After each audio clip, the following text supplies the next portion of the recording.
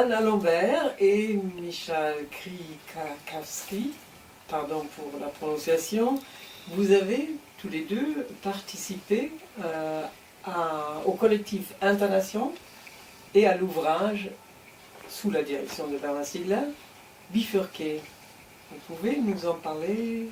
Le collectif Intonation, donc c'est un ensemble de chercheurs, de professionnels, d'amateurs, de citoyens qui s'est constitué en fait à partir de 2018 à l'initiative du philosophe Bernard Stiegler dans le but d'écrire au départ un mémorandum qui avait vocation à être transmis à l'Organisation des Nations Unies pour lancer un programme de recherche contributif dans différentes localités pour expérimenter des modèles économiques et technologiques différents qui favorisent, disons, le partage et la pratique collective des savoirs, pour le dire de manière très ramassée.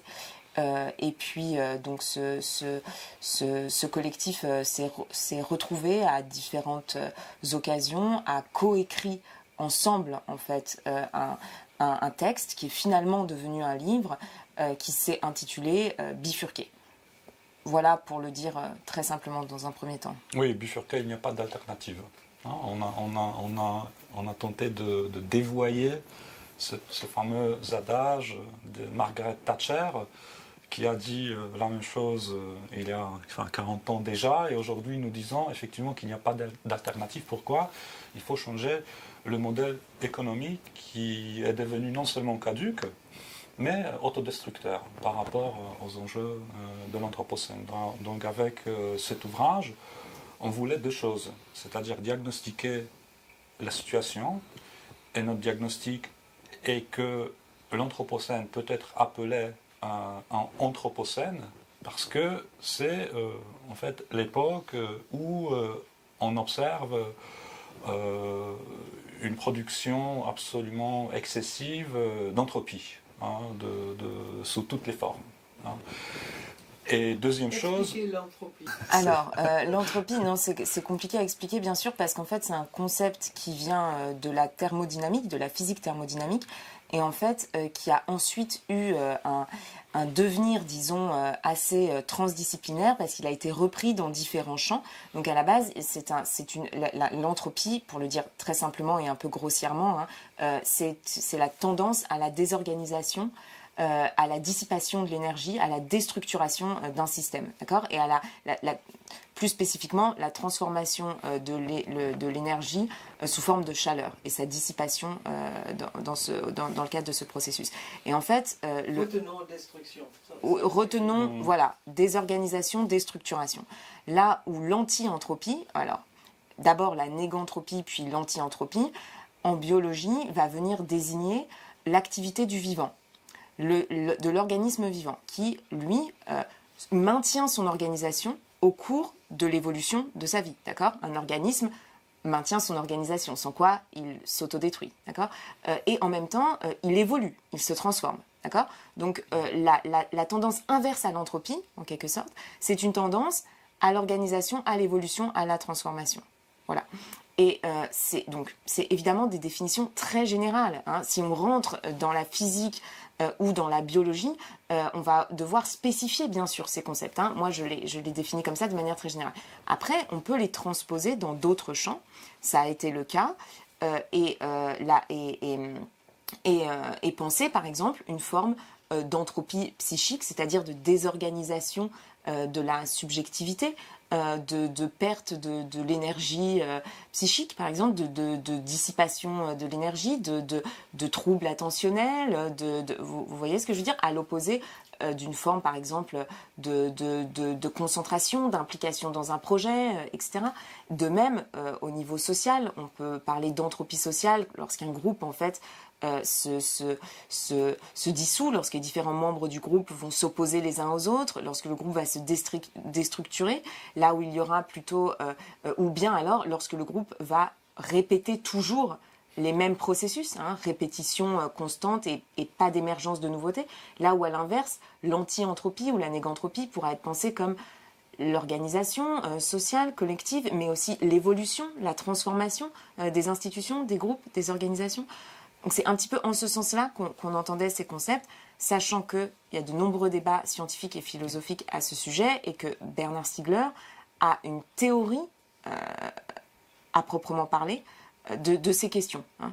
Mais là, c'était des définitions très, très générales. Oui, je pense qu'on a effectivement voulu éveiller une sorte de débat sur l'entropie en disant que ce concept doit être débattu. Et c'est en cela qu'il faut aller au-delà de la thermodynamique pour parler d'entropie. Il faut aller au-delà de la théorie d'information pour parler d'entropie et comprendre ce concept de manière transversale, c'est-à-dire à travers toutes les disciplines rationnelles de nos connaissances. Voilà. Et pour ajouter peut-être un tout petit point là-dessus et faire le lien avec l'Anthropocène, l'idée aussi de Bernard Stiegler sur ce point, hein, c'est que le vivant, lorsqu'il devient un vivant technique, lorsqu'il s'extériorise en produisant des organes artificiels, se trouve dans une situation ambivalente parce que à partir de ces organes artificiels, à partir de ces outils techniques, ou bien il peut augmenter la production d'entropie, ou bien à l'inverse, il peut augmenter la production d'anti-entropie. C'est-à-dire que ou bien ces organes artificiels, ces outils, ces machines, ces dispositifs vont consommer de plus en plus d'énergie et aller vers la destruction, disons, des ressources matérielles et des organisations sociales, ou bien, à l'inverse, ils vont pouvoir devenir des supports de savoir collectif, donc d'individuation psychique et sociale, donc de négantropie en ce sens-là.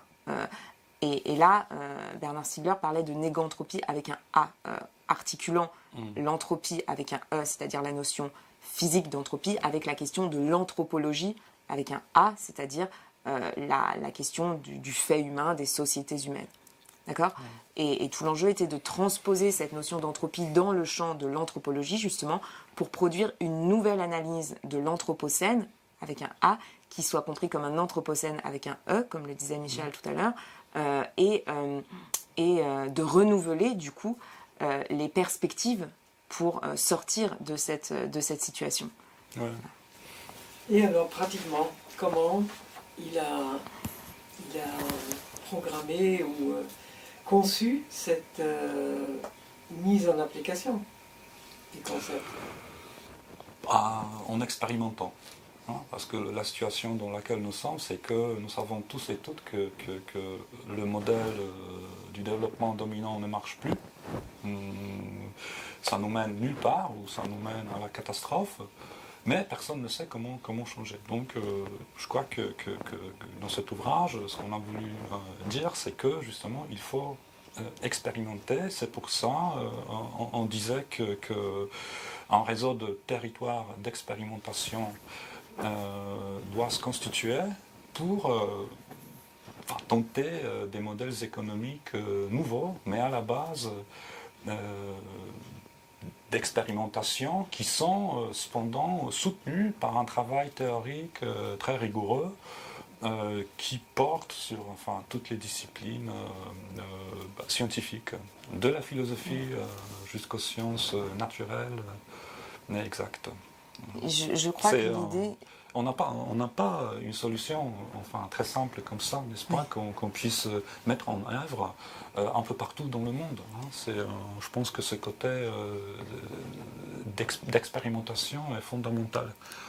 Oui, la question des expérimentations locales était très importante, c'est-à-dire que l'idée, en fait, c'était pas de proposer à travers le livre bifurqué la solution parfaite, parce qu'en fait personne ne la connaît et qu'en plus les évolutions techniques se poursuivent en permanence, donc c'est extrêmement difficile de proposer une solution qui serait la bonne une fois pour toutes, bien évidemment, mais en fait l'idée c'était de proposer plutôt une méthode de travail en fait, et de développer des recherches contributives dans différentes localités qui avaient toutes pour but en fait d'imaginer donc des modèles technologiques et économiques qui intensifient la pratique des savoirs, qui valorisent le travail, hein, sur le modèle de ce que Bernard Stiegler avait pensé sous le nom d'économie contributive ou de technologie de l'esprit, en fait, qui désigne donc l'économie contributive, un modèle économique qui valorise les activités de travail, les activités contributives qui sont, disons, durant lesquels les individus pratiquent des savoirs, des savoir-faire, des savoir-vivre, des savoirs théoriques, et qui sont utiles en fait aux populations et aux territoires, et non pas destructrices des structures sociales ou des économies locales. Donc c'était ça le but. Et d'articuler évidemment ces expérimentations de l'économie contributive avec une transformation des technologies numériques aussi. Oui, alors en fait, moi je dirais juste une chose, c'est que suite à la publication de ce livre, il n'y a finalement pas eu de programme de recherche contributive soutenu par l'ONU avec officiellement, disons, l'expérimentation des démarches que nous proposions dans le livre. Donc cela n'a pas vu le jour.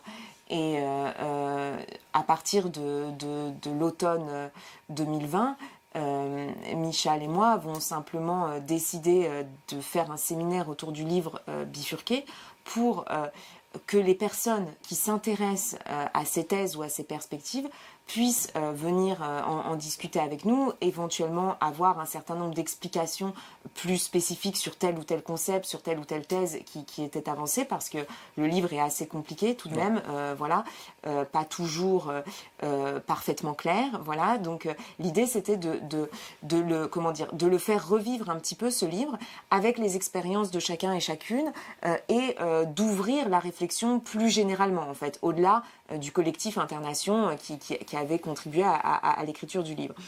Et suite à ce séminaire, effectivement, il y a de nombreuses personnes qu'on a rencontrées qui essayent, dans leur localité spécifique, de mettre en œuvre des projets de recherche contributive. Alors, c'est évidemment très varié.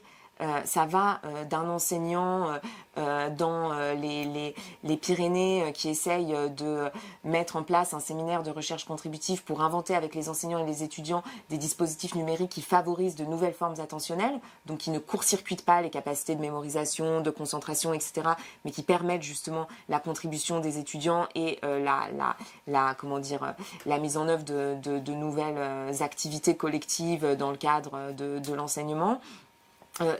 À d'autres personnes, par exemple, qui voudraient lancer un projet de territoire apprenant contributif au Sénégal, par exemple, ou bien une architecte qui essaye de travailler sur le BIM, donc sur le Building Information Modeling, avec des étudiants en lycée professionnel du bâtiment et un cabinet d'architecture. En fait, il y a différentes personnes, différents groupes, qui sont intéressés par les perspectives générales développées dans le livre bifurqué, mais qui ensuite, localement, mettent en place des choses très singulières, en fait. Et le but de ce séminaire, c'était aussi de permettre à toutes ces personnes de se rencontrer, d'échanger, d'apprendre les unes les autres, parce que souvent, elles ont beaucoup plus en commun qu'elles ne le soupçonnaient, quoi. Et de partager, en fait, avec elles une sorte de fonds préindividuels, un certain nombre de théories, de concepts, de perspectives que nous avions essayé d'expliciter dans cet ouvrage, tout simplement. Okay. Oui, effectivement, cet ouvrage n'est pas d'un abord très facile. D'abord parce que quand même il y a plusieurs concepts qu'on manie, et ensuite parce qu'on a quand même écrit cet ouvrage en étant 52 personnes. Donc c'est pas facile d'écrire un ouvrage dans ce genre de groupe, donc c'était déjà une expérience pour moi, une très grande expérience, parce que j'avais jamais travaillé comme ça avant.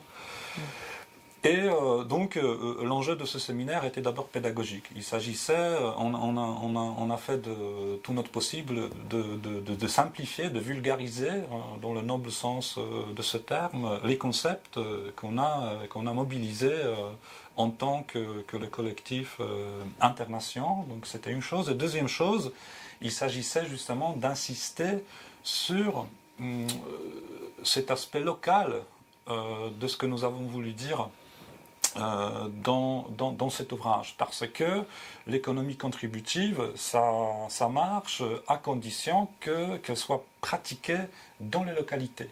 Donc par exemple, depuis ma perspective polonaise, ce qui m'intéresse maintenant, c'est de promouvoir ces concepts en collaborant avec les doctorants que j'enseigne, en leur montrant que, quelle que soit leur discipline,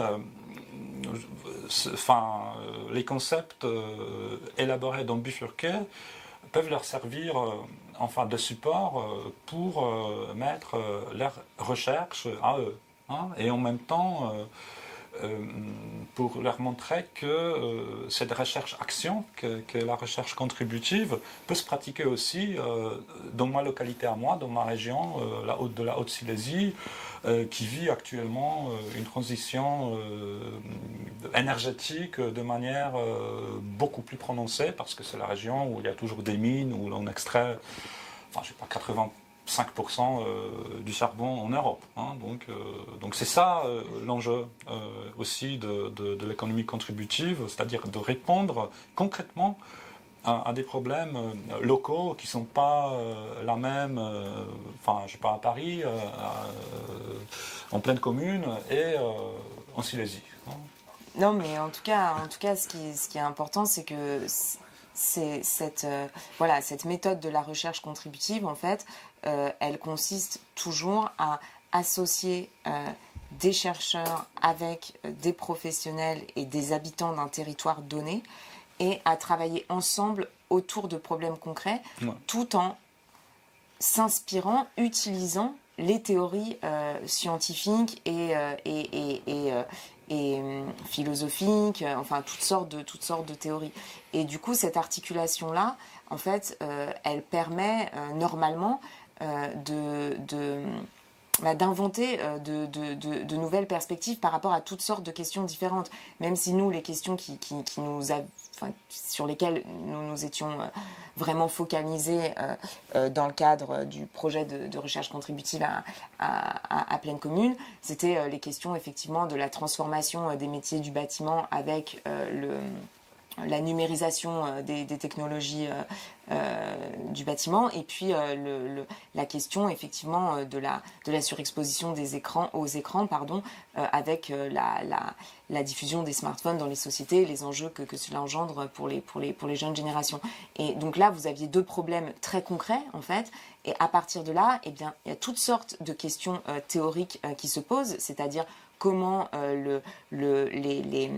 les esprits sont-ils conditionnés par leur milieu technique, comment un enfant se développe-t-il, comment toutes sortes de choses, qu'est-ce qu'un espace transitionnel, ou bien dans le cas du bâtiment et de l'architecture, quel est le rôle qu'a joué historiquement l'écriture dans la constitution de la ville, comment le numérique transforme-t-il l'urbanité, reprendre la question de l'histoire des processus de l'urbanisation, etc., en fonction des dispositifs technologiques. Bon, à chaque fois, vous avez besoin en fait d'un recul théorique pour appréhender la situation problématique qui est la vôtre aujourd'hui et pour en tirer de nouvelles perspectives pour inventer des solutions aux problèmes posés. Et ça, ni les chercheurs ne peuvent pas le faire tout seuls dans leur petite bulle, dans leur bureau à l'université, mais les citoyens, les habitants, les professionnels, souvent ne peuvent pas le faire non plus. Ils se trouvent démunis par rapport à ça. Donc il faut s'associer et en général, notre espoir, c'était que ce type d'association puisse se révéler fructueuse. Mais en fait, il y a derrière tout ça aussi un enjeu épistémologique et scientifique majeur, parce que qu'est-ce que nous disons? Nous disons que le modèle économique que nous héritons du XXe siècle a été bâti sur des modèles théoriques qui sont périmés. Hein. Ça a été bâti de manière à éviter la question de l'entropie qui est centrale dans le contexte économie, comme l'a montré Nicolas Georgescu-Roegen déjà dans les années 70. Mais à l'époque, personne ne l'écoutait. Alors nous disons qu'il nous faut un nouveau modèle scientifique en tant que base pour une économie nouvelle.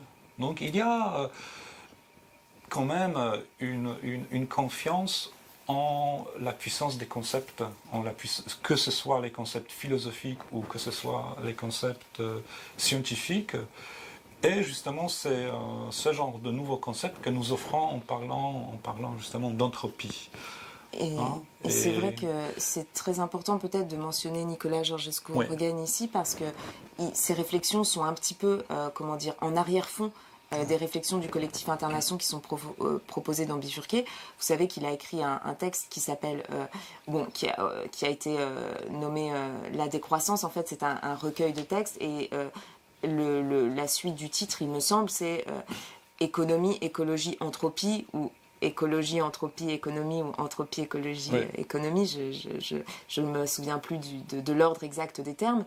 Mais en tout cas, l'idée, c'était aussi donc nous ne parlions pas de décroissance à proprement parler, hein, puisque c'est un concept que Bernard Stiegler n'a jamais adopté, justement, parce que lui parlait de mécroissance dans un livre notamment qui s'appelle Pour en finir avec la mécroissance. Et donc il s'agissait de dire, il ne s'agit pas nécessairement de décroître en fait, il s'agit de croître mieux, c'est-à-dire de ne pas...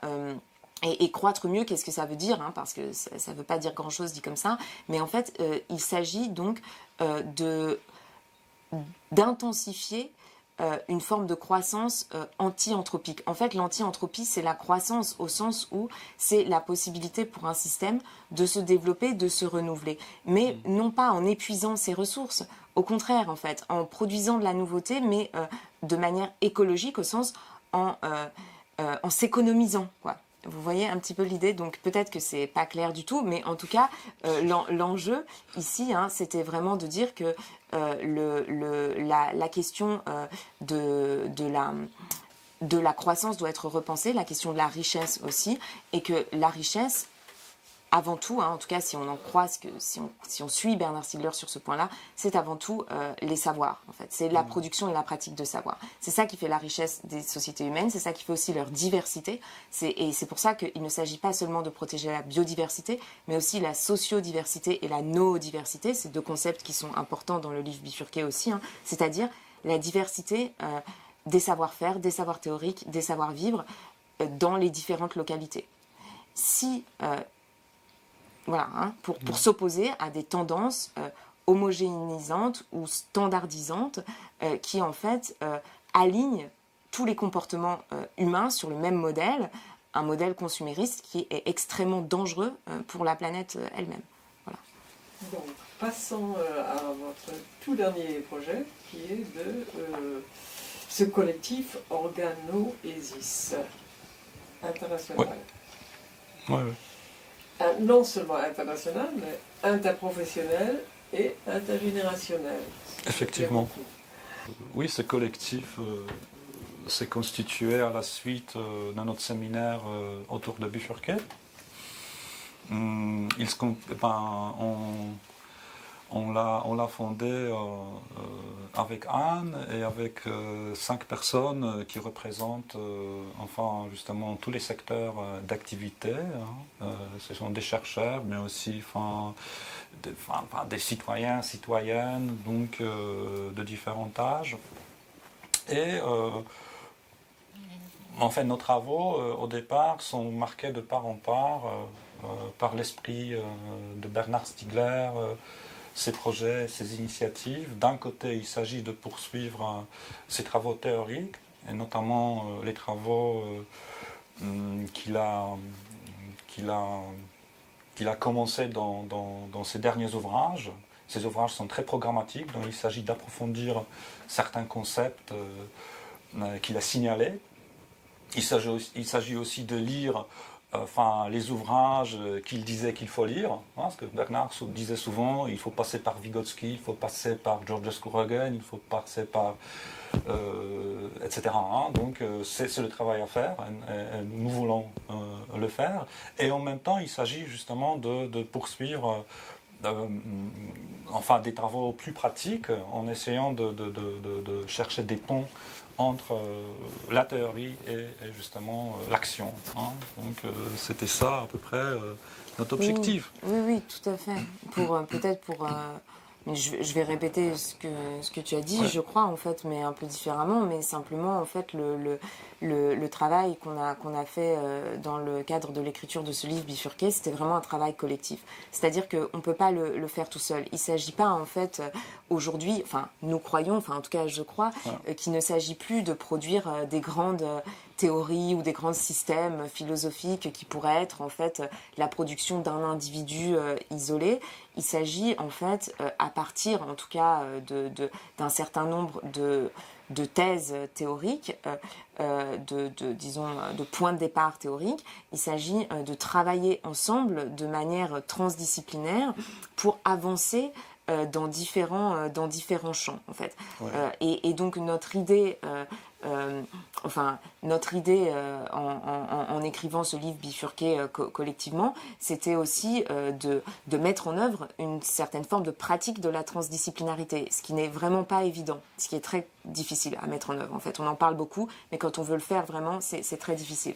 Et là, si on a pu le faire, c'était aussi parce qu'on partageait un certain nombre de présupposés, disons, ou disons d'idées communes, hein, qui sont notamment issues des travaux de Bernard Stiegler, hein, et qui sont inspirées beaucoup par cette notion d'organologie, c'est-à-dire cette idée qui consiste à dire qu'il s'agit d'étudier les relations entre les organismes vivants et les organismes vivants psychiques, et puis les organes techniques, les outils techniques, les milieux techniques, les dispositifs techniques, et les organisations sociales, c'est-à-dire les groupes sociaux, les structures, les institutions.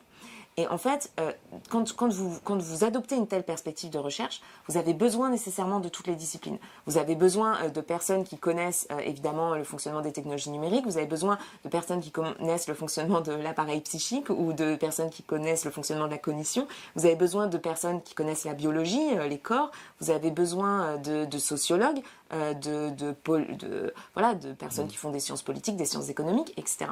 Et donc, nous, ce qu'on aimerait essayer de poursuivre avec ce collectif Organoesis, c'est aussi cette manière de faire de la recherche collectivement à partir de différentes disciplines, tout en partageant, disons, des perspectives théoriques communes et un certain nombre de concepts communs, parce que sans ça, c'est très difficile quand même de communiquer. Donc voilà un petit peu ce que nous voulions essayer de lancer. Et par ailleurs, nous voulions articuler ça avec toutes sortes en fait, de projets locaux mis en œuvre par de nombreuses personnes très différentes les unes des autres, hein, dans des champs professionnels et dans des aires géographiques très différentes, mais qui sont toutes inspirées justement par cette méthode de la recherche contributive et par cette vision pharmacologique du numérique, hein, c'est-à-dire qui consiste à évaluer à chaque fois la manière dont les technologies nous transforment et dont nous pouvons nous-mêmes les transformer, et à chaque fois à essayer d'intensifier leur potentiel, disons, capacitant, pour éviter qu'elles ne nous dépossèdent en fait de nos savoirs, tout simplement. Oui. Je pense que cet aspect collectif de la production et de la distribution de savoir et de connaissances est absolument fondamental. Enfin, les scientifiques ont très bien compris il y a très longtemps que la science, ça se produit collectivement. Avec les chercheurs en sciences humaines, on n'est pas encore là parce qu'on est quand même toujours très habitué à l'image d'un philosophe qui travaille seul, hein, et qui écrit des commentaires, qui crée un système philosophique. Mais bon, aujourd'hui, je pense que il en faut aussi, mais je pense qu'il faut articuler les deux, en fait, vraiment, parce que voilà, c'est pas contradictoire. Et je pense que pour les jeunes, notamment pour ceux qui luttent pour le climat, il n'y a rien d'étrange quand on étudie, je sais pas, la physique, l'histoire de l'art, hein. C'est-à-dire, donc, c'est ce genre de pont que nous voulons créer en fait à travers Organoesis, en dialoguant avec justement les représentants de toutes les disciplines, hein, de la biologie avec Maël Monteville jusqu'aux mathématiques avec Giuseppe Longo qui a remplacé Bernard en tant que président de l'association voilà, donc des amis de la génération Thunberg, Avec laquelle nous collaborons aussi. Bien sûr, mais nous voulons surtout aussi que ce collectif en fait soit très très très ouvert et que toutes sortes de personnes qui sont intéressées par ces perspectives puissent participer aux différentes activités. Est-ce que vous pouvez donner un exemple où, disons, un biologiste travaille avec un philosophe, non pas un philosophe, mais un spécialiste de l'art ou du design? Alors pour le design... Moi, je peux vous donner un exemple qui est toujours un peu le même, qui est l'exemple du projet de clinique contributive que j'avais lancé avec Bernard Stiegler et auquel participait Maëlle Monteville, qui est biologiste. Et là, nous travaillons ensemble avec Marie-Claude Bossière aussi, qui est pédopsychiatre, avec une psychologue qui s'appelle Marie Duverger, avec toutes sortes de personnes, et notamment des puéricultrices, dans le cadre d'une structure de protection maternelle et infantile. Et nous avions l'intention, à l'époque, de travailler aussi avec des designers, entre guillemets, ou des informaticiens, ou en tout cas des ingénieurs qui travaillent chez Orange, par exemple, pour en fait essayer d'imaginer des réseaux sociaux ou des applications qui ne soient pas nocives pour le développement psychique, notamment des jeunes enfants. Alors, est-ce que c'est possible ? Peut-être pas, puisque bien sûr, on ne règle jamais un problème avec une solution technologique. Mais l'idée, c'était simplement de faire prendre conscience à certaines personnes qui travaillent vraiment dans le champ de la technologie des enjeux psychiques et sociaux des objets qu'ils fabriquent, en croisant des perspectives donc de philosophie et de biologie, et aussi des sciences de l'éducation et de psychologie, etc., pour réfléchir ensemble à ces problèmes et pour essayer de produire des dispositifs différents et des pratiques différentes aussi, surtout. Donc là, par exemple, c'était un projet de recherche contributive qui était à la fois transdisciplinaire, puisque moi je participais en tant que chercheuse en philosophie, Maëlle Monteville participait en tant que chercheur en biologie, et puis aussi nous travaillions aussi avec des professionnels et puis avec des citoyens aussi, avec des parents, qui s'inquiétaient à ces sujets,